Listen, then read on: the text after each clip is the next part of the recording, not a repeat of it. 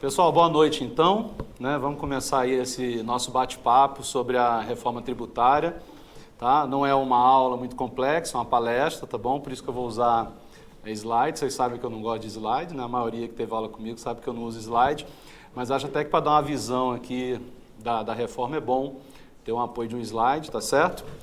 Para quem não me conhece, né? Sou o professor Ricardo Lima, tá? Sou advogado também, servidor público.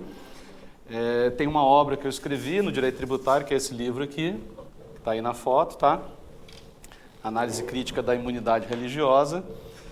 Tiveram algumas mudanças na imunidade religiosa também, a gente vai falar hoje, tá certo?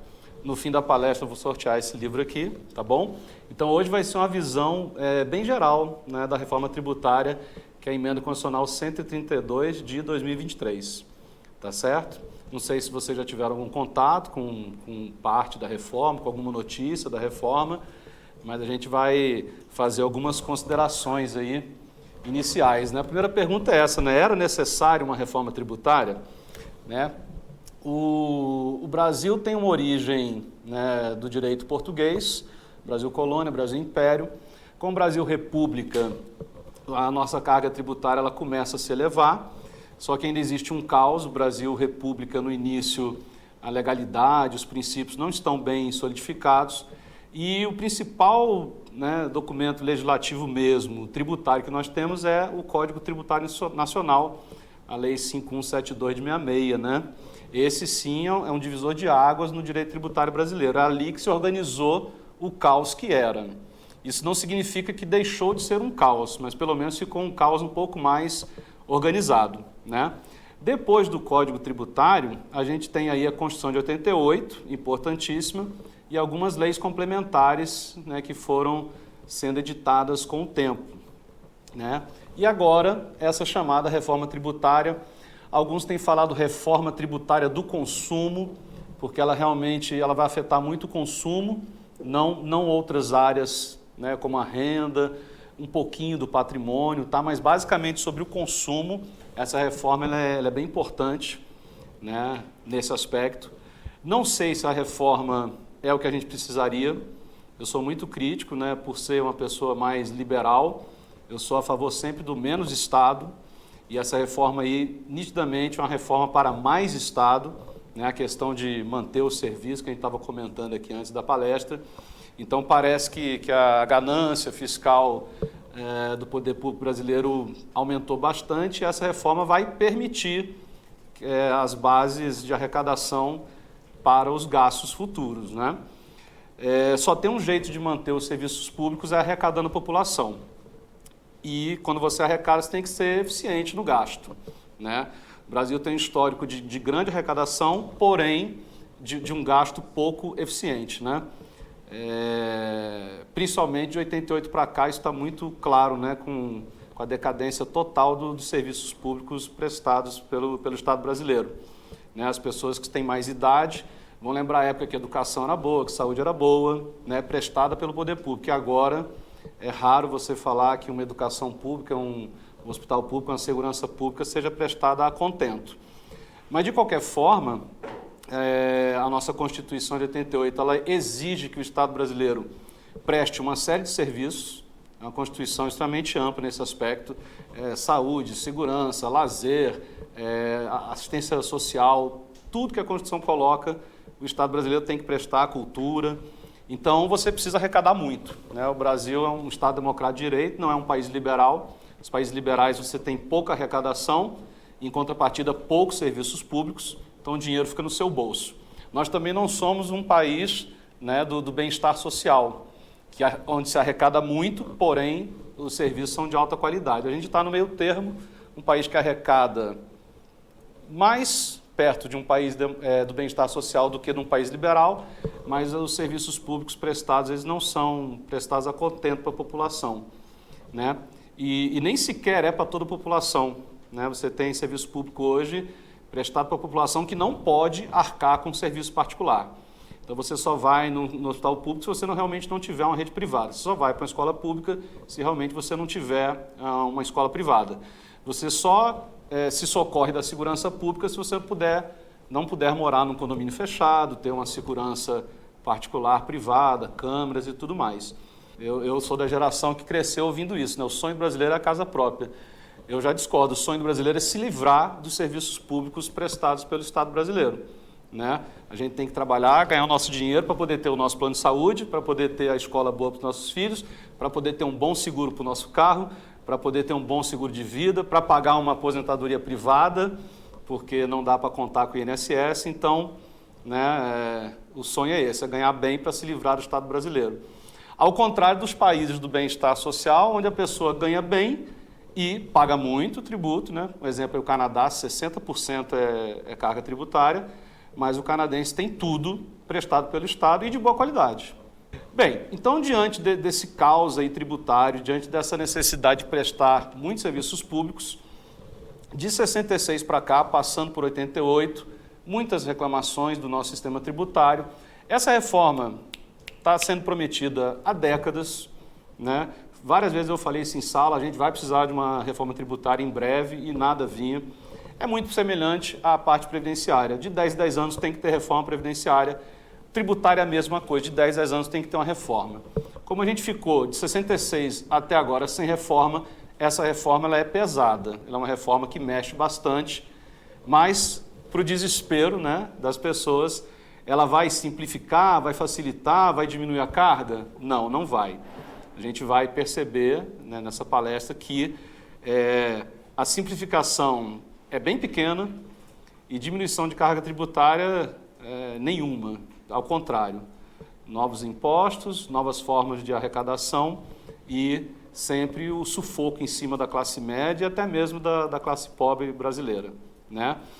Agora, para o gestor que arrecada, talvez facilite um pouco, simplifique. A gente vai trocar 5 por 2, 3 tributos em tese a menos, 2 que vão ser os pesados, mas durante um tempo você vai ter que conviver com os 5 antigos e os 2 novos, as regras de transição aí, algumas em 2027, algumas em 33, tá bom? Então, até abordei aí, né, que alguns autores estão chamando de reforma do consumo, mas perceba, então precisa de uma reforma tributária sobre a renda, precisa, não foi feito ainda. Alguns dispositivos levam a crer que vai ter uma alteração na lei do imposto de renda, mas até agora nada. O Congresso tem prazo, mas ele não cumpre. Tem muito dispositivo dessa emenda que fala 180 dias após a promulgação da emenda. Já passaram 180 dias e nada. Se a gente tivesse volta em serviços públicos, fatalmente a gente toleraria pagar uma carga tributária alta, tá? Mas do jeito que a prestação realmente as costas dos brasileiros, elas são muito, né, chicoteadas pelo Estado para arrancar cada dinheirinho que você ganha, né? E como é suado para a classe média, né? A classe média real, né, que o Diese fala aí, acima de R$6 mil, 7 mil por mês, até 20 mil, seria uma pessoa de classe média, né? Esse aí tem uma carga tributária, alguns institutos variam um pouco nessa porcentagem, mas alguns variam de 48% a 55% de carga tributária. Então você já deve ter visto lá em São Paulo, tem lá o tal do impostômetro, que é um painel o tempo todo mostrando, e você já deve ter visto aquela história, né, de determinado dia de junho, o pessoal fala, até agora você trabalhou só para pagar tributo, a partir de agora você trabalha para você.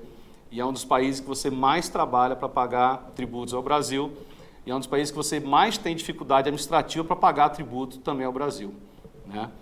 Essa reforma grande do consumo, ela obviamente observou outros ordenamentos, principalmente a gente vai ver que isso foi muito copiado do IVA, o Imposto sobre Valor Agregado, que se usa muito na Europa, mas não só na Europa, são 174 países que usam o IVA, mas, de novo, né, o Brasil conseguiu criar um modelo nosso, né, que o pessoal está chamando de IVA dual, né, mas a gente vai ver daqui a pouquinho o que é isso. Mas, de novo, por essa dificuldade até de esferas que nós temos, né, de poder executivo, tendo a área federal, estadual e municipal. Uma das coisas que eu até brinco, né, a Constituição de 88 perdeu a chance de acabar com a figura do município, como esfera de poder, né, de prefeito, vereador, devia ter acabado com isso. Bota um gestor ou cria uma regra, né, cidades acima de 1 milhão de habitantes, aí sim faz sentido ter prefeitura, Câmara de Vereadores, né?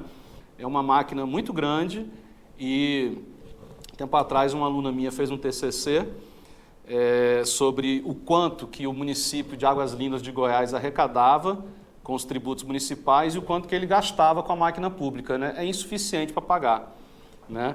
E as pessoas não querem saber assim, eu pago ISS, né, o Imposto sobre Serviço, para pagar o salário do prefeito, para pagar o salário do assessor, para pagar o salário do secretário. A pessoa quer pagar tributo para ter asfalto, para ter luz, para ter segurança, né? Então, a gente paga muita carga tributária e muita parte da carga vai para custear o próprio Estado. Nem estou falando dos serviços prestados, é para custear o Estado brasileiro, que é caríssimo, né? Seja na esfera federal, na estadual e na municipal, né? Pagar tributo é isso, é sustentar a máquina, bem como os serviços. Também temos um problema de corrupção grave no Brasil, beleza? Então, basicamente, a introdução é isso aí. Isso que está no quadro aqui na televisão é o grande resumo dessa reforma tributária. Você tem ali 5 tributos, o IPI, que é o Imposto sobre Produtos Industrializados, o ICMS, Imposto de Circulação de Mercadorias e Alguns Serviços, o ISS-QN, Imposto sobre Serviços de Qualquer Natureza, o PIS e a COFINS. Esses 5 tributos, até 2033, tem que gerar apenas esses 2. O IBS, que é o Imposto sobre Bens e Serviços, e a CBS, que é a Contribuição sobre Bens e Serviços, né? Então, hoje você compra um aparelho industrializado, paga IPI. O fabricante lá vai ter que recolher IPI. Quando vende na loja, tem que recolher ICMS, né? O empregador tem que recolher PIS, tem que recolher COFINS. A costureira tem que recolher ISS. Isso tudo, esses 5, vão virar 2. Qual é a crítica? Primeira, podia ter virado um só, que é o tal do IVA. Podia ter virado o IVA. Um só que o IVA, no mundo todo, ele é um tributo federal, nacional. Aqui nós temos um problema que o ICMS é estadual, o ISS é municipal, o PIS, COFINS e o IPI são federais, e durante a reforma, né, quem vai abrir mão de alguma coisa? Ninguém quer abrir mão de nada. Prefeitos não querem abrir mão de arrecadação, governadores e nem o presidente. Conclusão, então, o IBS, o Imposto sobre Bens e Serviços, ele vai ser um imposto estadual municipal e a CBS vai ser federal, né? Quais as alíquotas, professor? Não tenho a mínima ideia, precisa de lei complementar para os dois e essas leis não foram feitas até agora. Qual que é o receio, né? O ICMS, você tem alíquotas aí que variam de 12% a algumas de 35%. Então você tem uma baita carga tributária nesses 5 e vai ter que dividir essa baita carga tributária entre esses 2, né? Ou seja, vai diminuir a carga? Diminuir não vai. E vai aumentar? Não sei. Mas diminuir não vai, né? Os municípios não vão abrir mão do que eles recebem atualmente, os estados também não vão, e a União também não vai abrir mão do que ela recebia de IPI, de PIS e de COFINS. Então, as leis complementares que vão regular esses novos tributos, elas virão, até 2033 tem que vir, e a gente não sabe quais serão as alíquotas. Agora, existem norteadores novos nessa reforma tributária. Antes você tinha toda a administração pública brasileira sujeita a 5 princípios, né? O LIMP, né? Legalidade, impessoalidade, moralidade, publicidade e eficiência. Isso também vale para a administração tributária. No CTN temos alguns princípios, mas agora com a reforma nós temos aí princípios constitucionais, né, positivados, coisa que está agora na Constituição. Então, lá no novo artigo 145, parágrafos 3º e 4º, a gente tem o princípio da simplicidade, transparência, justiça tributária, cooperação, defesa do meio ambiente e atenuação da regressividade. Então vamos falar um pouquinho desses princípios, né? Simplicidade, né? É facilitar ao máximo a vida tanto de quem arrecada quanto a vida de quem paga, né? Com a informática, né, isso está ficando, né, mais fácil do que aqueles antigos formulários que a pessoa tinha que ir até uma papelaria comprar. Temos também modelos do Simples Nacional, que facilita lá um monte de tributo dentro de um pagamento só. Então essa vai ser, né, o norteador das próximas leis que virão. Então isso aí é um princípio, é um norteador. O legislador tem que aprender os princípios e aplicar na hora de fazer as leis. Transparência, né? Uma coisa que parece boba, né? Hoje em dia você faz a compra de qualquer produto, pede a nota, vem lá embaixo, tributação aproximada. Ninguém lê, ninguém vê. Isso é transparência, saber o quanto você pagou. Isso agora vai ser obrigatório de verdade e não mais a tributação aproximada. Agora é a tributação real. Então a gente vai ver, de acordo com o produto, a carga tributária bem maior, de acordo com o produto, a carga tributária menor. Então a transparência nesse sentido, do contribuinte saber efetivamente o quanto que ele está pagando, tá? Justiça tributária, né? É aquele velho discurso, né, de quem pode mais tem que pagar mais, quem pode menos tem que pagar menos. Então tem alguns mecanismos nessa reforma que vão garantir essa justiça fiscal. Outra medida também importante, não só de quem ganha mais paga mais, é a justiça fiscal entre os entes federados, né? Existe uma guerra fiscal atual, né, em relação a consumo e a fabricação. A guerra fiscal você pode traduzir assim, todos contra São Paulo, é isso o nome da guerra fiscal. São Paulo é o maior produtor de tudo no Brasil, é a maior arrecadação também do Brasil. E aos pouquinhos o nosso ordenamento começa a tirar um pouco de São Paulo e colocar para os outros entes, né? Tivemos uma reforma constitucional anterior, que nas compras pela internet, agora a arrecadação fica no estado onde a pessoa está comprando. Antes ficava no estado de origem. Onde tem a maior parte dos sites? São Paulo. Então, quando você faz uma compra lá no Submarino, a arrecadação era para São Paulo. Agora não, tem que ser onde você mora, lá no estado que você mora. Então, isso aí vai ser a regra agora. A tributação sempre vai ficar no local de destino, não só nas compras pela internet, mas em tudo que essa reforma traz, a tributação vai ficar no local onde a pessoa está consumindo, onde a pessoa vive. Princípio da cooperação, né? Talvez uma utopia, né? Mas o contribuinte, né, tem que cooperar com o fisco. E o fisco também tem que cooperar com o contribuinte, né? Então, boa-fé, princípio da verdade, você falar realmente toda a sua renda, falar realmente todo o seu consumo, pedir nota fiscal, né? Não pode ser um ato de benesse do cidadão pedir nota fiscal, não, ele tem que exigir. Por quê? Porque se ele não exige, aquele valor de tributo que seria arrecadado vai virar margem de lucro para aquela empresa, né? Então, pedir nota fiscal é saudável, faz parte dessa cooperação. Todos nós temos que ser fiscais da arrecadação, né? Então, evitar sonegações, evitar maracutaias aí que as pessoas às vezes fazem para escapar da tributação. Planejamento tributário é diferente. Planejamento tributário é lícito, você pode, né? Por exemplo, se você é casado, vai adquirir um apartamento, em vez de ficar no seu nome da sua esposa, você já pode, por exemplo, colocar o nome dos filhos. Né? Você evita que no momento da morte do casal tem que pagar um tributo para os filhos. Então, planejamento tributário lícito não tem problema, tá certo? E isso, a tal da holding familiar, que hoje é tão falada, tão importante, né? Nos Estados Unidos ela é bem mais usada, aqui as pessoas têm receio ainda, né, de colocar todo o seu patrimônio de pessoa física numa pessoa jurídica, mas é uma forma de você diminuir um pouquinho o que você vai ter de gasto fiscal. Defesa do meio ambiente, né? Essa pauta verde aí entrou forte na emenda constitucional e eu coloquei até alguns exemplos ali nas setinhas, ó. Incentivo fiscal para práticas de sustentabilidade, tributação diferenciada para biocombustível, que polui menos, e aí tem um novo imposto, aí, imposto seletivo, que produtos prejudiciais ao meio ambiente e à saúde serão mais tributados do que outros que não prejudicam o meio ambiente nem a saúde. Então, cigarro, a gente vai ver, né, bebidas alcoólicas. E uma novidade que é o IPVA também, né, a gente vai ver essa mudança do IPVA, o IPVA favorecendo veículos menos poluentes, né? Então, aí na esteira do carro elétrico, das novidades aí, vamos ver se vai ser menor mesmo a alíquota, né? Aqui em Brasília a gente já tem uma lei de incentivo, né, que é a isenção do IPVA para carro elétrico.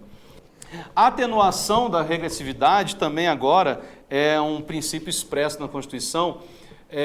Os tributos, em regras, têm que ser progressivos, ou seja, quanto maior a renda, quanto maior a sua capacidade contributiva, você paga mais, né? Quando o tributo é regressivo, é aquele que está cobrando igual de todas as pessoas, independente da condição da capacidade contributiva.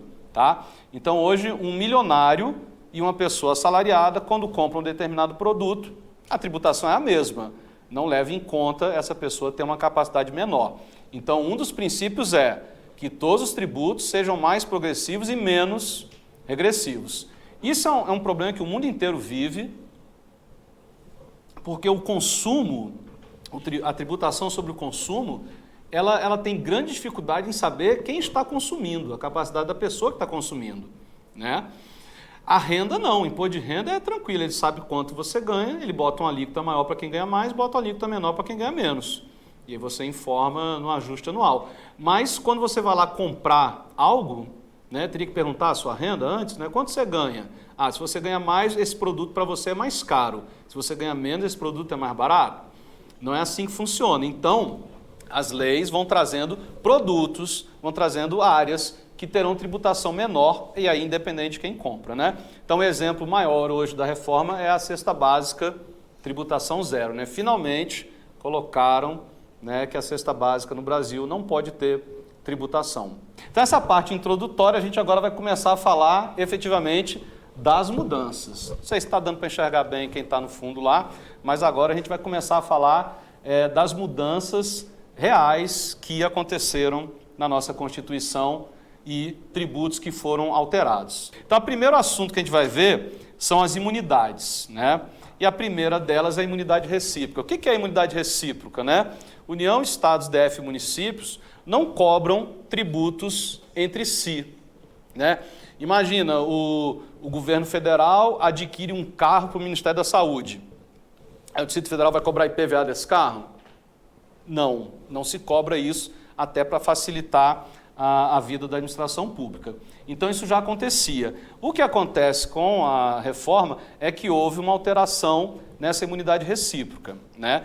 Quem estudou bem direito administrativo vai saber que a administração pública você tem a administração direta, tem a administração indireta, e na indireta você tem aquela parte da administração pública que atua no mercado, que são as empresas públicas e as sociedades de economia mista, né? Sempre houve, né, dúvida se empresas públicas e sociedade de economia mista seriam, né, agraciadas com a imunidade recíproca.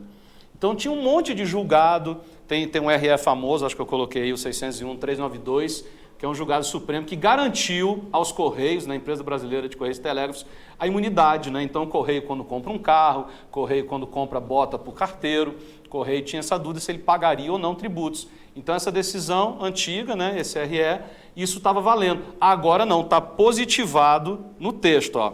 Artigo 150, parágrafo 2º, a vedação do inciso 6A, extensiva às autarquias e fundações, até aí está tudo bem, estava igual, instituídas e mantidas pelo poder público, e a empresa pública prestadora de serviço postal. Quem é a empresa pública prestadora de serviço postal? Os Correios, né?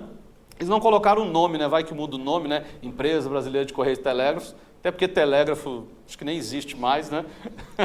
Mas colocaram empresa prestadora de serviço postal, né?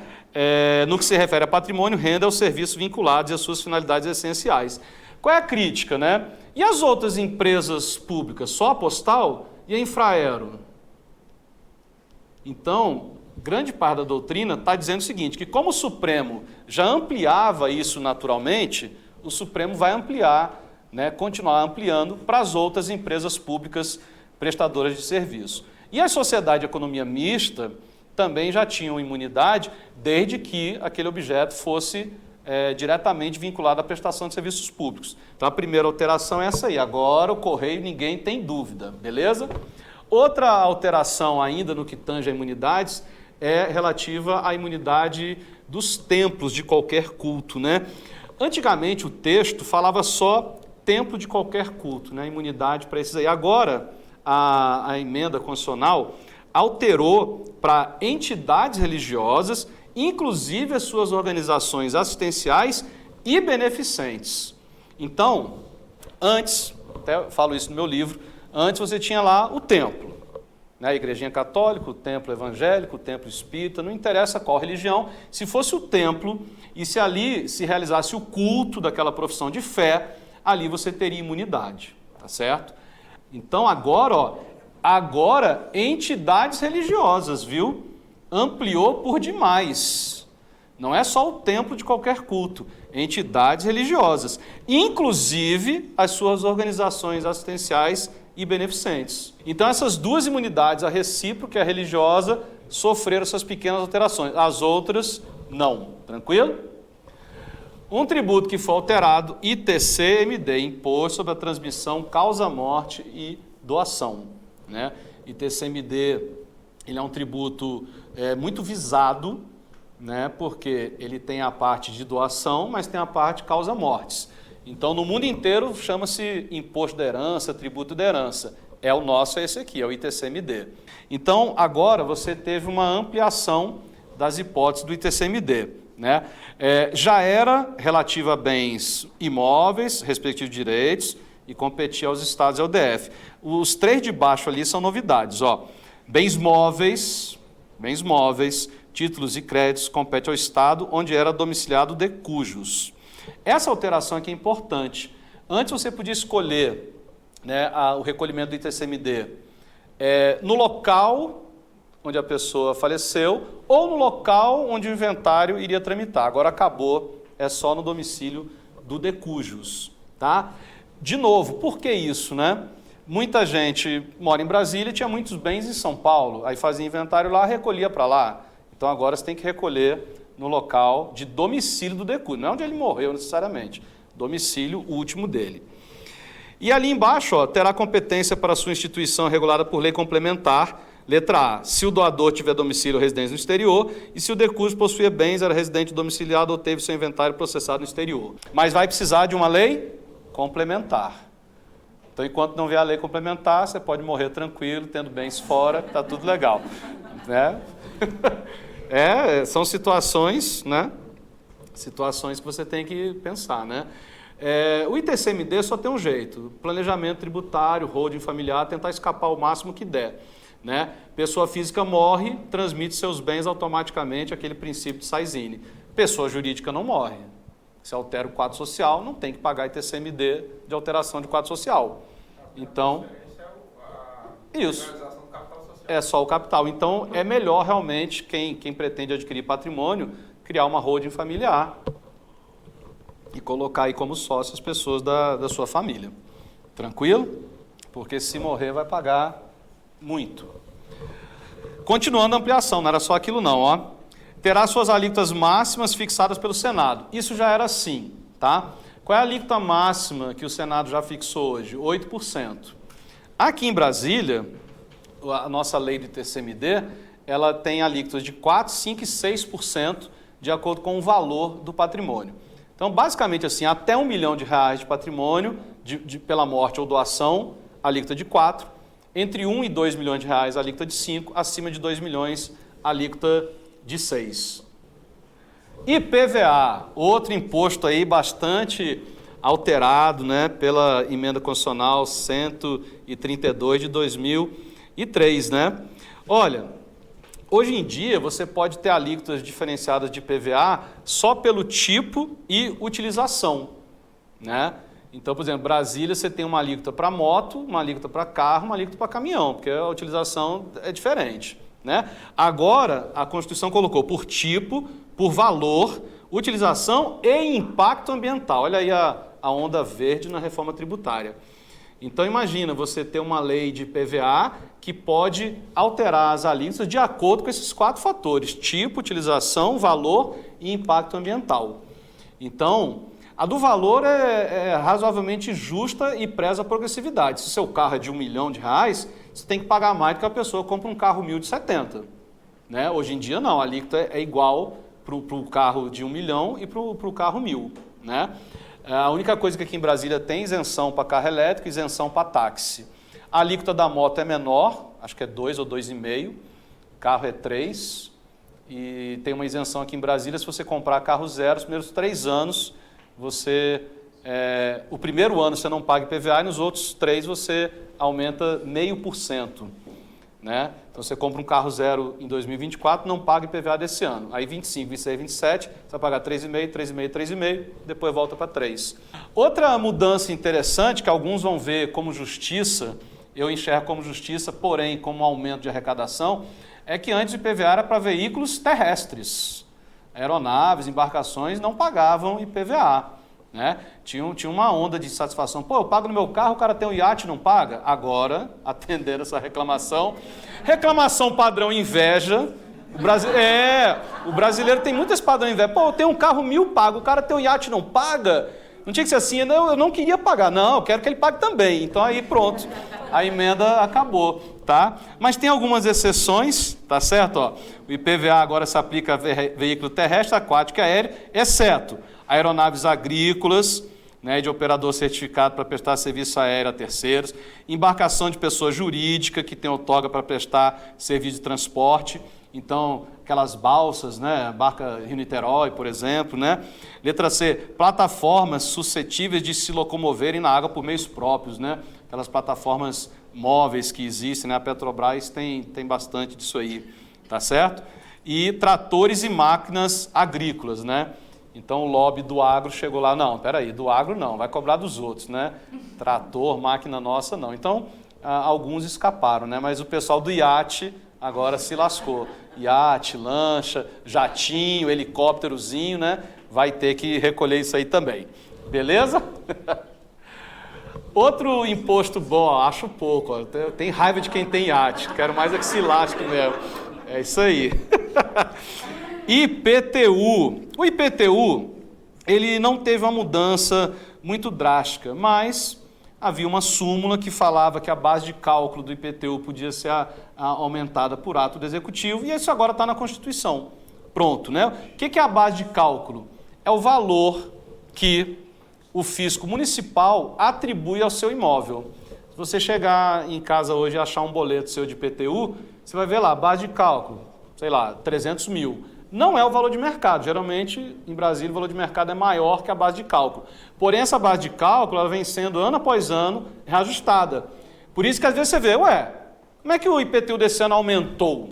Né? Porque a base de cálculo está aumentando. Não foi a alíquota que aumentou. A alíquota só por lei. Mas a base de cálculo por ato do Executivo. Ato do Executivo, decreto. Pode ser um decreto, a caneta, né, do prefeito, e no caso aqui de Brasília, a caneta do governador. Outra alteração constitucional aí, né, em relação à CIP, né, que alguns chamam de COSIP, né, Contribuição Social de Iluminação Pública, né, houve uma ampliação das hipóteses. Antigamente, a iluminação pública, ela só poderia ser cobrada essa contribuição para custear o serviço de iluminação pública. Agora ampliou para quê? Expansão e melhoria do serviço de iluminação e sistemas de monitoramento para segurança e preservação dos logradouros públicos. Então, essas câmeras, sistemas de inteligência, de filmagem, né, não é iluminação pública, são sistemas de vigilância. Isso aí agora vai poder ser custeado com a COSIP. A pergunta é, vai aumentar então? Porque se você está aumentando o espectro, né, não é só para ter poste com luz acesa na rua, agora é para ter poste e câmera. Câmera custa bastante, então vai aumentar? Vai, né? E se você acha que nunca pagou isso aí, é só você abrir a sua conta de luz, que a última linha lá embaixo vai estar assim, CIP, e tem um valor, todo mês você paga, né? Mas eu nem saio de casa, nem ando à noite, não gasto luz pública, mas paga, né? Para as lâmpadas ficarem piscando. As lâmpadas de Brasília ficam piscando, já viram? Essas lâmpadas das ruas aí fica piscando ou apagada, né? Então, uma péssima iluminação pública e caríssimo, né? Outro tributo que foi também bem mexido aí é o IOF, tá? O IOF, né, na Constituição nossa atualmente, ele fala operações de seguro, de crédito, câmbio seguro ou títulos e valores mobiliários. A partir de 27, operações de seguro não mais serão tributadas pelo IOF. Então, de tudo que a gente vai estudar aqui hoje, essa é a única redução de carga tributária que a gente vê no texto. Então, hoje, uma operação de seguro não tem mais IOF. Hoje não, 2027. Né? Agora, isso é uma coisa, daí a dizer que vai ter redução é outra. Né? Vamos ver se eles não vão compensar, por exemplo, aumentando um pouquinho a alíquota, né? Hoje, qualquer operação de crédito que você faz, qualquer operação de câmbio, de seguro, você vai pagar IOF. 2027, só seguro que não. Será que eles não vão compensar essa queda de arrecadação? O valor do seguro no Brasil, por que ele é caro? É a questão tributária? Não, são as fraudes e a falta de segurança pública, né? Você vai fazer um seguro para carro de dia, a primeira pergunta é, seu carro fica onde? Na rua ou em garagem? Tem garagem no trabalho? Tem garagem onde mora? Porque se você falar, não, meu carro fica na rua, algumas já vão falar, não, então não vai dar não, um abraço aí, boa sorte para você. Profissões também acabam sendo... Isso, algumas profissões também, né? Então veja, né? Porque não dá para confiar na segurança pública, né? Então o IOF é só isso, é a única notícia boa aí que operações de seguro, a partir de 2027, não vai ter incidência do IOF, mas sabe-se lá o que vão fazer daí. Olha que legal agora. As bombas, não, aqui foi só uma partezinha boa. Agora vem as bombas aí da reforma tributária, né? Primeira bomba, ó, novo imposto. Caramba, hein? Estudou a vida inteira, né, o artigo 153 com 7 incisos, sendo que o 7 era o imposto sobre grandes fortunas, que não está regulamentado, então tinham 6, agora não, agora vamos ter o inciso 8, né? O imposto seletivo, já apelidado de IS. Então alteramos aí o artigo 153, que é a lista dos impostos federais, né? II, IE, IR, IPI, né? IOF, ITR, IGF e agora o IS. Qual é a notícia boa diante da notícia ruim? Tem que ter lei complementar. Olha só o que diz o inciso 8 do artigo 153. Né? Compete à União instituir impostos sobre 8. Produção, extração, comercialização ou importação de bens e serviços prejudiciais à saúde ou ao meio ambiente, nos termos da lei complementar. Olha que legal, hein? Tudo, ó. Produção, extração, comercialização ou importação de bens que sejam prejudiciais à saúde ou ao meio ambiente. E sabe quem vai dizer o que é prejudicial à saúde ou ao meio ambiente? A lei complementar. Ou seja, o Estado é que vai dizer o que faz mal para a sua saúde, o que faz mal ao meio ambiente. Você confia no Estado brasileiro? Se você confiar, tá bom, tá entregue em boas mãos, né? Porque, ó, muita coisa faz mal à saúde, sabia? E aí? O açúcar, né? Foi bom que você já puxou a lebre aí. E o açúcar faz muito mal, né? E aí? Será que vão? Vai aumentar o descaminho? Hã? Vai aumentar o descaminho? Olha, sempre que alguém pergunta isso, né? Professor, aumentando a carga tributária não pode acontecer 2 fenômenos, ou descaminho ou sonegação? Sim, né? Você já deve ter ouvido falar Acontece hoje, né? Sim, e muito. Né? Um estudioso chamado Laffer fez uma curva, um gráfico, onde ele fala assim, ó, vai aumentando a arrecadação, vai aumentando a sonegação, até o ponto máximo, onde as pessoas são muito tributadas e ainda não sonegam tanto. A partir dali, a curva começa a cair, por mais que você aumente a arrecadação, a tributação, a sonegação vai aumentando sim para níveis incontroláveis. Então, né, não sei o que vai acontecer. Mas toda vez que você arrocha de um lado, as pessoas dão um jeito de facilitar do outro, né? Então, vai aumentar cigarro vindo do Paraguai? É o que a gente pensa logo, né? Porque quando você pensa ali prejudiciar a saúde, vem logo cigarro, bebida alcoólica, né? Mas e o açúcar? Chocolate em pó faz um mal desgraçado, o em barra não. O em pó... Obrigado quem me deu chocolate, viu? Obrigado aí. Agora o em pó faz muito mal, aquele achocolatado, aquilo é desgraça, que ele já é, né, adoçado, e aí? Né? E radiação de celular? Faz mal à saúde, então o celular também faz mal à saúde, como é que vai ser? Né? Então vai ficar nas mãos do Estado brasileiro, provavelmente vai ser uma lista, talvez da Anvisa, alguma coisa assim, né? Onde você vai ter o que é prejudicial à saúde. E o que é prejudicial ao meio ambiente também? Tanta coisa prejudicial ao meio ambiente.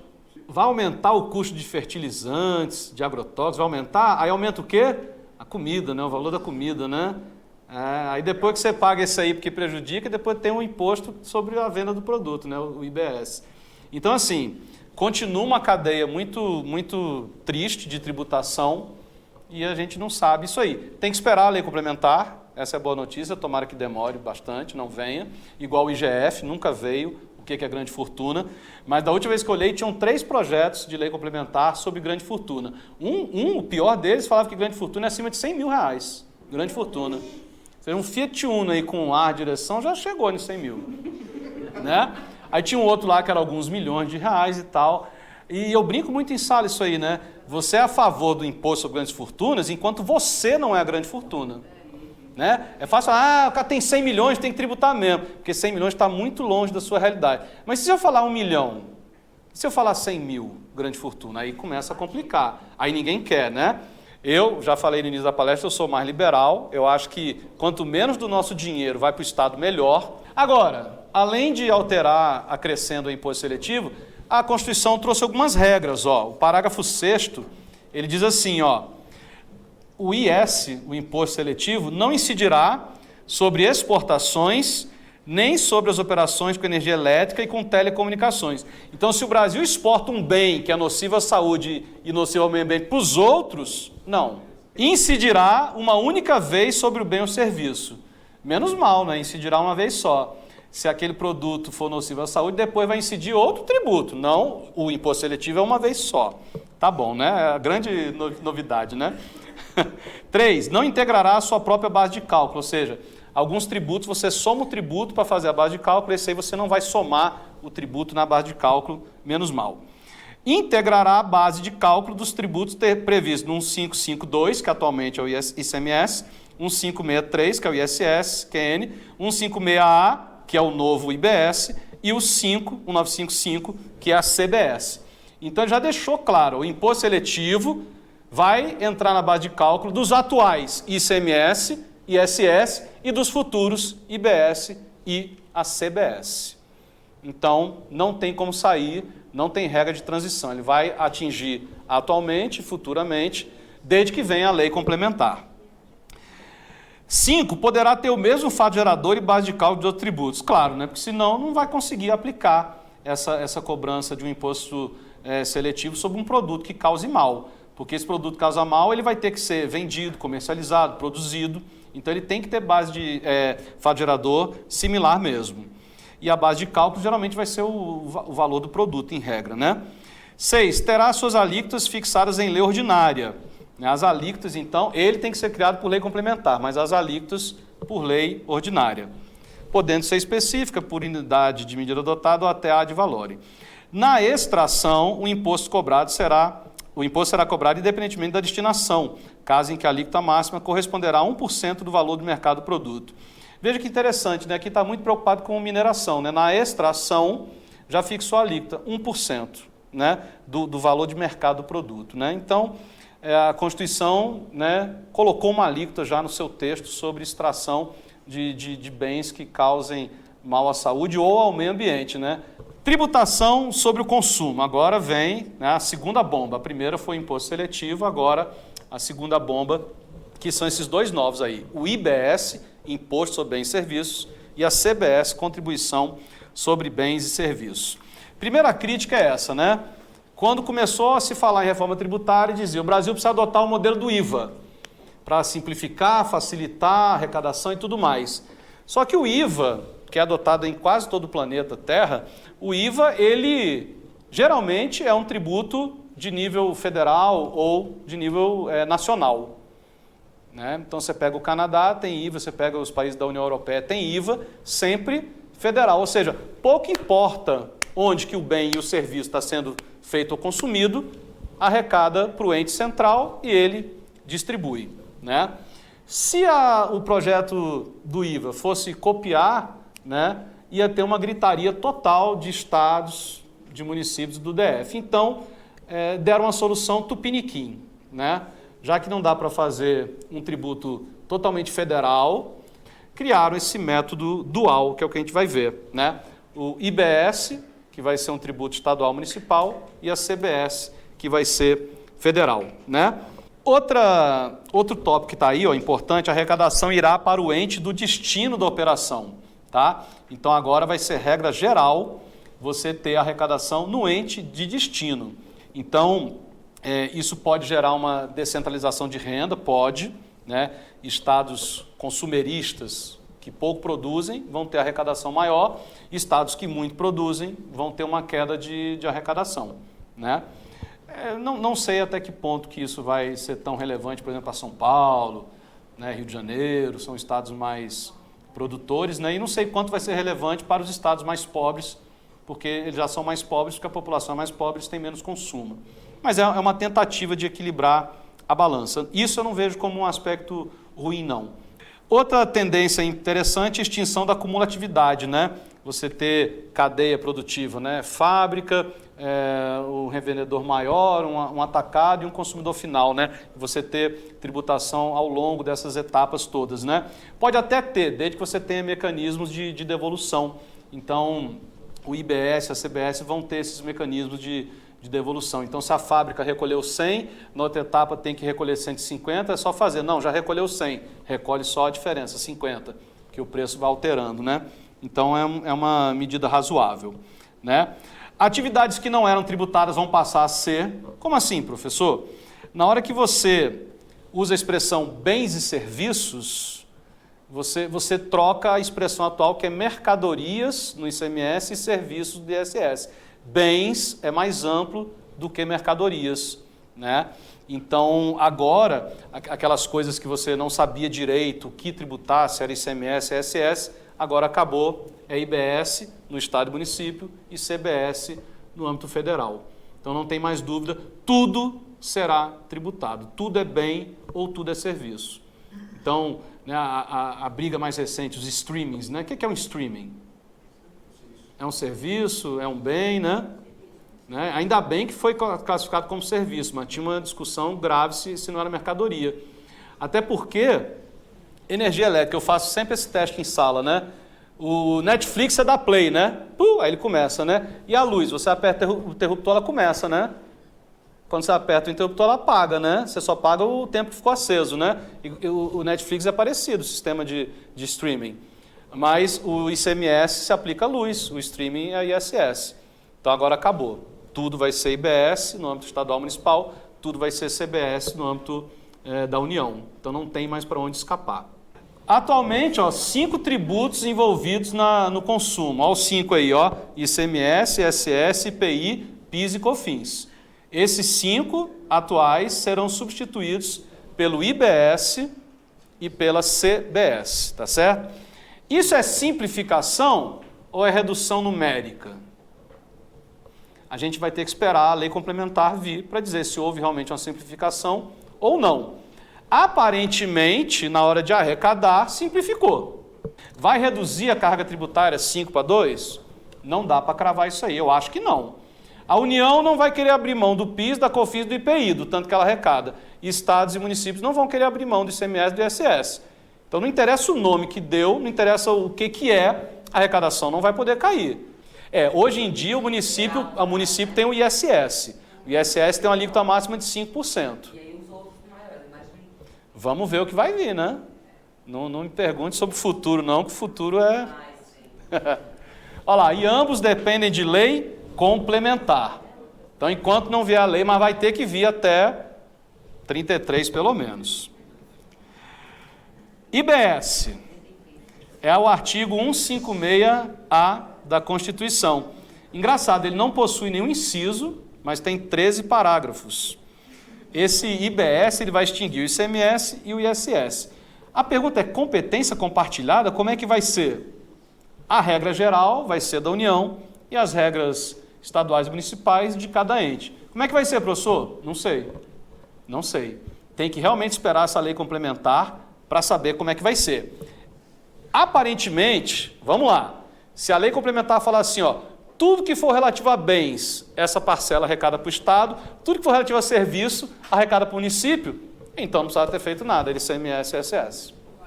Não sei como é que vai ser, né? Porque essa lei complementar vai ter que ter uma lista, né? O que é serviço, o que é bem. A costureira, mecânico, são serviços. Então tudo que for arrecadado disso aqui vai para o município. Então não precisa ter mudado nada. Vamos ver como é que vai ser a tal da repartição. O que acontece, né? Hoje em dia você tem o Simples Nacional, você vai continuar com o Simples Nacional, os tributos alteraram, mas o Simples Nacional vai continuar, e você vai ter uma problemática sim, né? Mas hoje em dia como é que acontece? Você né, teria que dar um curso de ICMS, mas em regra você não recolhe a cada venda ali, né? Por exemplo, eu comprei 2.000 notebooks para revender. Recolhe sobre os 2.000 e revende. Não é ali, revendeu, recolhe, revendeu, recolhe. Então, você tem método de arrecadação para facilitar isso aí. Agora, vamos esperar a lei, né?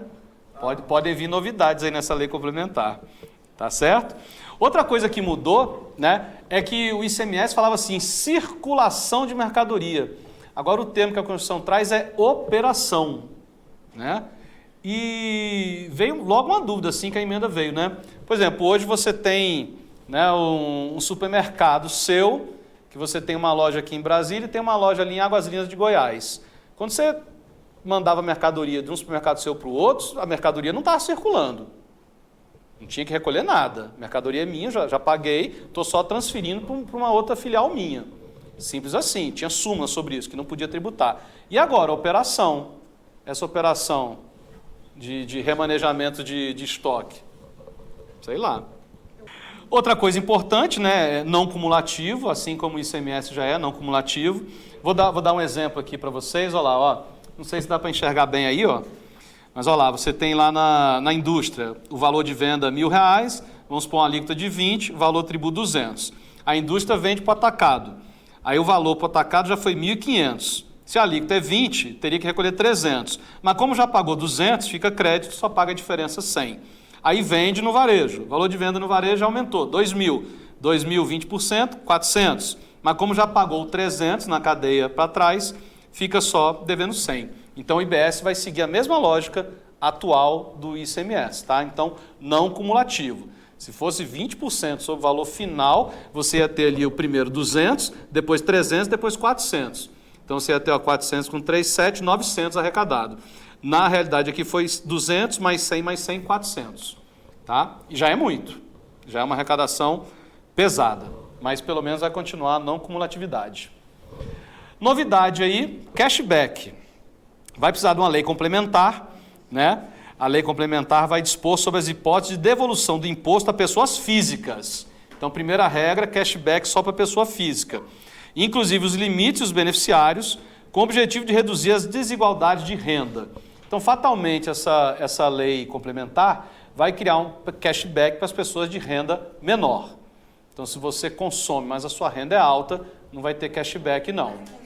Outra novidade, não é muita novidade, mas no ICMS vem ter o CONFAZ, que é o Conselho Nacional de Política Fazendária, composto pelos secretários de Fazenda dos estados do DF. Agora a gente vai ter o tal do Comitê Gestor do IBS, tá? Então também vamos ter que esperar os regulamentos aí. A questão é a composição, né, do Comitê Gestor, que eu vou pular aqui, não vou ler essa parte.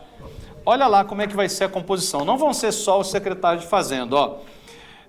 A participação será 27 membros representando cada estado e DF, não disse secretário de Fazenda, 27 membros representando o conjunto dos municípios e DF. Você tem 6.000 municípios quase. Como é que você vai escolher 27 pessoas para representar 6.000 municípios?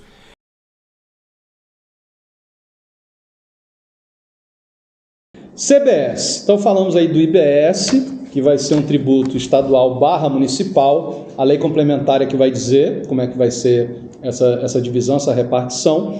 E agora temos a CBS, Contribuição sobre Bens e Serviços, que vai substituir, né, o PIS e o COFINS. Tranquilo? E o IPI também, está faltando na lista aí o IPI. Beleza? Vai ter que ter lei complementar, tá certo? As alíquotas vão ser fixadas em lei ordinária. Não é cumulativo, igual ao IBS, e também vai ter o tal do cashback, igualzinho do IBS. Então, são dois tributos muito parecidos, só o destino da arrecadação é que muda, um é federal, o outro é estadual municipal. Não temos ideia de como que serão as alíquotas, não temos ideia de como é que vai ser a arrecadação, a parte prática, mas é aquilo que eu falei, de 5 virou 2, mas ficou mais fácil? Ficou realmente melhor? Só na prática. E quando é que a gente vai saber a prática de verdade? 2033. 2033, o sistema da emenda constitucional tem que estar em pleno vigor, né? É extinção total de ICMS, ISS acabou em 2033. Então nós temos aí 9 anos, né, para essas leis serem debatidas, serem promulgadas. Se eu tivesse lá falando sobre a reforma tributária, a primeira coisa é levantar o braço e falar assim, ó, a reforma tributária boa é aquela que abaixa tributo. Mas eu comentei aqui mais cedo, né, antes da palestra começar, que nos grupos de trabalho, uma vez alguém perguntou isso, mas vem cá, não vai ter queda na carga tributária brasileira? Não, falou, o objetivo dessa reforma não é reduzir a arrecadação em carga tributária. Nunca foi o objetivo da reforma diminuir. Então, se não é diminuir, é manter ou aumentar, né? Para prestar o serviço que a Constituição exige que o Estado brasileiro preste, né? Não. A diferença de uma lei ordinária para uma lei complementar é só o quórum. Uma lei complementar, o quórum é qualificado, e a lei complementar só pode ser feita quando a Constituição determina. Então tem que ser por lei complementar. Nesses casos a Constituição determinou. A lei ordinária ela é mais fácil de ser alterada o tempo todo, né? Basta a maioria simples, né? Então, quando a Constituição fala tal assunto tem que ser por lei complementar, é que a Constituição quer que aquele assunto seja mais estável, não possa ser alterado toda hora. Nenhum sistema, quando é alterado, ele é totalmente aplicado sem problema, sem defeito, né? Algumas coisas só vão acontecer na prática. Não, isso no Brasil é o que mais tem, né? Você só pode ser obrigado a fazer algo ou deixar de fazer por meio de lei. Só que você vê um monte de portaria, um monte de decreto, instrução normativa que exigem atitudes que a lei não falou muito clara, né? Então, na minha visão, inconstitucionais. Mas a gente tem esse histórico, sim, de instruções que impõem atitudes, obrigações que a lei não falou nada. Uma coisa é regulamentar o que a lei mandou, outra coisa é inovar. Inovar não poderia, não. Regras de transição, né? Lá na DCT foi alterado, né, o artigo 124, e ele diz assim, ó, a transição para os tributos previstos no 56A, que é o IBS, e o 955, que é o CBS, toda a Constituição Federal, atenderá aos critérios estabelecidos no artigo 125 a 133 dos atos das disposições constitucionais transitórias. Então, a contribuição prevista no 955, que é a CBS, será instituída pela mesma lei complementar de que trata o 56A. Então, aqui ficou claro que vai ser uma lei complementar para o IBS e CBS junto, que também é preocupante, né? Porque são coisas distintas. Uma coisa é arrecadação para Estado e município, outra coisa é arrecadação federal. Aí pode ser uma lei imensa, complicadíssima, temos que ver, né? E outra, hein? Isso aqui é só alteração de Constituição, é uma emenda constitucional. A reforma tributária é uma emenda constitucional. Vai ter muita coisa no CTN que vai ter que ser alterado, né? Temos que aguardar. E essas regras estão aí, ó. Olha lá, em 2026, o imposto previsto no 156A, que é o IBS, terá alíquota estadual de 0,1 e a contribuição prevista no 955 terá alíquota de 0,9. Como assim, professor? Já para treinar a população e o fisco para a real situação de 2033, a gente vai começar a ter um sistema híbrido. Você vai recolher ICMS, ISS, IPI, PIS e COFINS e vai começar a recolher alíquotas pequenininhas, meramente assim, simbólicas, 0,01, né? 0,1, só para começar a testar a prática. E essas alíquotas vão aumentando. É só você olhar ali na Constituição, com o passar do tempo, essas alíquotas vão aumentando, até chegar à alíquota que a lei complementar vai dizer e realmente acontecer em 2033. Então, viveremos o caos até 2033. Se era ruim com 5, vão ser 7 durante um tempo, até ficar com esses 2. Então, assim, quem é contador, eu tenho pena. Vai contar bastante. Mas vocês gostam, olha o nome, contador. Vocês gostam de contar, tá aí, ó, vai ter conta beça. A partir de 27, você altera um pouquinho as alíquotas ali, né? E você vai ter uma mudança drástica no IPI, tá certo?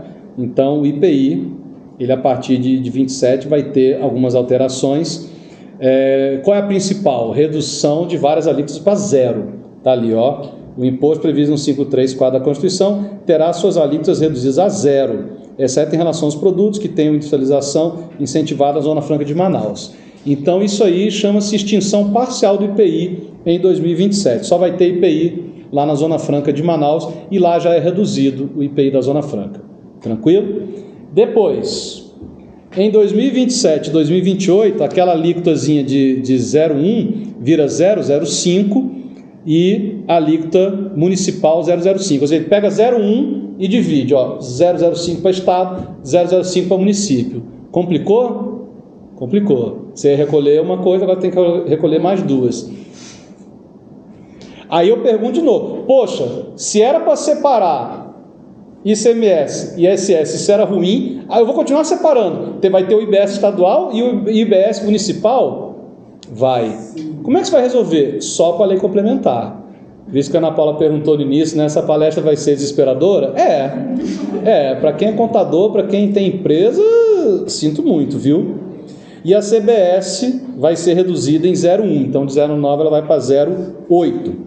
E aí continua a regra de transição. De 29 a 32, você vai reduzindo aí algumas coisas.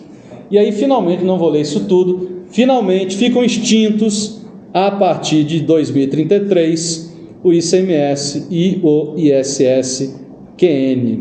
Tá certo? Então em 2033 a gente vai saber a verdade sobre tudo. Mas olha, até lá, choro, ranger de dentes, muita preocupação, né? E um sistema tributário que já não é simples, bem complexo. É uma fase de transição que todo o ordenamento que é alterado passa. Qual é o problema e o meu receio maior? Né? A gente vê diversas coisas que têm prazo no Brasil serem prorrogadas. Então imagina, chega ali 2026, a lei complementar não foi feita ainda, ou foi feita toque de caixa e ninguém leu, ninguém estudou. Não, então prorroga 26 para 27. O que era 27 vira 28 e o 33 vai mantendo. Aí quando chegar em 32, não, prorroga para 35. Então o medo é esse, é não entrar em vigor e a gente nunca saber efetivamente qual vai ser a carga tributária real e se isso simplificou ou não, né? Agora, outras mudanças, a partir do ano que vem a gente já pode ter, né? Desde que respeite anterioridade anual, anterioridade nonagesimal, a administração pública também está aprendendo a reforma tributária, né? Esse intervalo de tempo aí é para isso, para as pessoas estudarem, treinarem, né? Então, esses seminários, esses cursos, a administração pública também está fazendo, os auditores fiscais estão sendo treinados, né? Tem a escola fazendária, né, que treina os auditores da Receita Federal. Então você vai ter muita mudança, né? A princípio, a emenda constitucional não falou nada sobre reforma de execução fiscal. Então, a lei de execução fiscal, a 6830 de 80, continua igual. Não sabe se vai ter algum tipo de alteração, né, na cobrança do passivo fiscal. Poderia ter. Um grande gargalo nosso é o passivo fiscal, que as pessoas devem ao Estado, né? Tem que tirar um pouquinho da parte judicial, tem que ficar cada vez mais extrajudicial, né? Esses programas de refis são bem positivos. Ajuizar a ação contra contribuinte não é uma boa, até porque o nosso processo protege o devedor no Brasil. Você tem hoje um ou outro mecanismo ali para atrapalhar a vida da pessoa, mas aquela história, né? Devo, não nego, se eu não tiver bens, sinto muito, né? Então a execução fiscal também está sujeita à regra do processo civil e é uma execução diferenciada, mas segue muita coisa da execução, regra geral. Então a eficácia da execução fiscal no Brasil é baixíssima e a eficácia dos acordos extrajudiciais é altíssima. Então tem que cada vez mais poder permitir conciliações extrajudiciais, programas de refis, tem que proibir transação fiscal com os fiscos.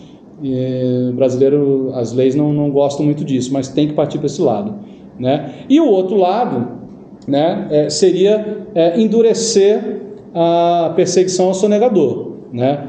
Por exemplo, os Estados Unidos, eles têm uma carga tributária baixa, mas lá, se você ficar devendo, o bicho pega para você.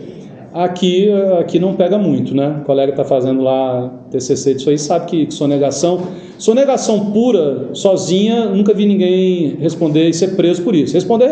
Ser preso, não. Quando junta sonegação, lavagem, aí outra história, a pena aumenta, vai preso. Mas só sonegação, ainda mais que nós temos aí diversos princípios e normas que dizem assim, né? Antes da condenação, não, quanto eu devo? Eu pago. Aí está extinta a punibilidade. Então, se o objetivo não é prender, você tem que dar um jeito de arrochar o sonegador para ele pagar.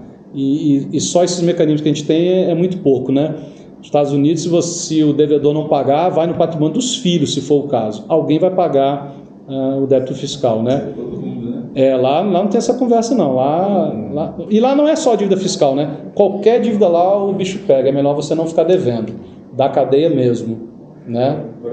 Então, ó, só para encerrar, então, obrigado aí, estou aberto a dúvidas, reclamações. E não sei se isso vai ser suficiente para causar justiça tributária. Realmente, quem ganha mais paga mais, e quem é carente paga menos e tem serviço à sua disposição. Vai depender do que essas leis complementares vão dizer, e vai depender também das alterações do Simples Nacional, que muita coisa vai ter que ser mexida no Simples Nacional. O Simples Nacional, o nome é simples, mas ele não é muito simples. Começa por aí. Mas para a pessoa que adere ao Simples Nacional, melhorou a forma de arrecadação. Não diminuiu o valor. Mas antes o cara tinha que emitir várias guias, agora ele emite uma só e ponto, né? Então simplificou ao menos.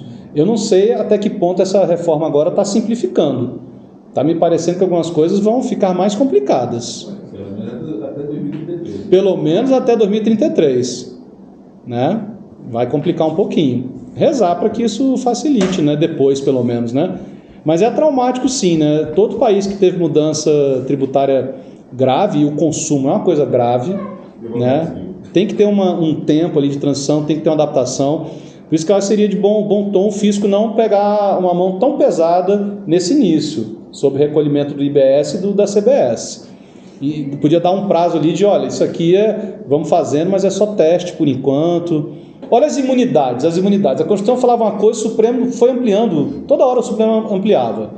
Né? A imunidade do livro, aí começou a imunidade do papel fotográfico. A Constituição fala do papel e do livro, então é isso aqui. Não era de papel fotográfico. Aí do químico para revelação de fotografia. Aí do livro eletrônico. Ou seja, tem uma hora que você não basta ler a norma tributária, você tem que ler um monte de decisão. Isso não vai mudar. Isso não vai mudar. O Brasil é o país de mais causas em juízo do planeta por habitante. Também é o que tem mais faculdade de direito, tem mais advogado, então tem que ter muita causa judicial para sustentar esse tanto de advogado aí. Né? Talvez se a gente perder para alguém é para os Estados Unidos. Nos Estados Unidos você tem um outdoor lá, advogado se oferecendo, é brabo. Aqui o nosso estatuto ainda veda muita prática de mercância, mas então a gente tem muita decisão judicial. E outra, foi bom você perguntar isso aí que eu lembrei de um negócio agora. Nós temos um sistema duplo. O contribuinte pode questionar na via administrativa perante o fisco e pode questionar na via judicial. Né? Por exemplo, na França, questões administrativas fiscais só pode na via administrativa. Aqui não, pode ser aqui, pode ser para lá também. Isso gera um contencioso administrativo e judicial. Então, assim, a reforma, em alguns pontos que deveria ter vindo, não veio. É visível que quem planejou essa reforma aí estava preocupado só em arrecadar mais. E o que ele chamou de simplificar, não sei se 5 virar 2 vai simplificar. Tomara que simplifique lá em 2033. Mas não está me parecendo muito não, porque você vai ter que recolher o IBS uma parte para o Estado, uma parte para o município. Não é melhor recolher, alguém repartir, né? Agora, se a gente pagasse caro e tivesse serviços, maravilha, né? Eu tenho um amigo que está morando no Canadá e ele fala, cara, minha casa fica aberta, carro aberto, não tem preocupação com nada, hospital tem, escola boa para as crianças, mas é 60% na fonte. O cara ganha 10 mil, recebe 4. Outros países assim também, no Japão.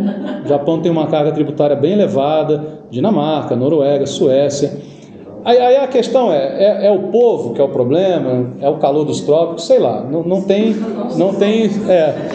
explicação. Mas a instabilidade legislativa no Brasil é alta e a população não gosta de pagar porque não tem retorno. Se tivesse retorno, talvez a sonegação diminuísse.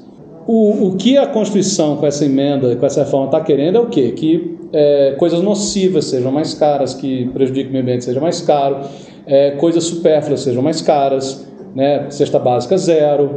Então, assim, vamos ver se realmente vai ser isso aí. Mas de novo, esse modelo de tributação Robin Hood não funciona aqui nem em lugar nenhum do mundo. Tributação funciona onde você quer que a população fique rica, toda. Quanto mais ricos, mais arrecadação. Aqui a gente quer tirar do rico para dar para o pobre, não é assim que resolve. Né? Tivemos aí, sem entrar em questão política, sempre, né, sem entrar nisso, mas no governo passado tivemos redução de alguns tributos com aumento de arrecadação. Coisa que qualquer tributarista nega em sala de aula, nega em palestra, aconteceu na prática. Houve redução de IPI para um monte de coisa, houve redução de outras taxas e a arrecadação aumentou. E não foi só no governo passado, vou dar o nome, né, do Bolsonaro passado, e no governo Dilma também. Quando teve a redução do IPI da linha branca, vendeu-se geladeira, fogão, como nunca aumentou a arrecadação do IPI. Foi bom para o povo e bom para o Estado. Então, já tivemos 2 exemplos aí gritantes, que você pode diminuir as alíquotas e aumentar a arrecadação. E a gente esquece as coisas que deram certo e volta para esse modelo de aumentar a arrecadação, aumentando a alíquota. Aumentar a alíquota desse jeito só causa o quê? Sonegação, para quem pode. Quem não pode sonegar, o imposto de renda, o salário que eu recebo não tem como sonegar, já na fonte. Mercadoria que eu compro, como é que eu vou sonegar? Eu não consigo, o cara pode conseguir, mas eu não consigo, eu estou comprando, já está embutido no preço. Né? Contribuição previdenciária, tem como sonegar? Eu não, só se o meu empregador não repassar, mas eu estou pagando todo mês. Então sonega quem pode. Quem não pode, que é a maioria, se abraça e chora junto. Quem quiser aprofundar, eu trouxe esse livro aqui, que esse livro é muito bom. Esse autor, Felipe Duque, ele é um procurador da Fazenda, Reforma Tributária Comentada e Esquematizada. É um livro muito bom, muito gráficozinho, facilita bem a compreensão. Tá certo? Posso fazer a pergunta do sorteio, então? Valendo um livro. Eu sou criminalista. Quem quer ganhar? Valendo um livro. É isso, obrigada pela presença e atenção.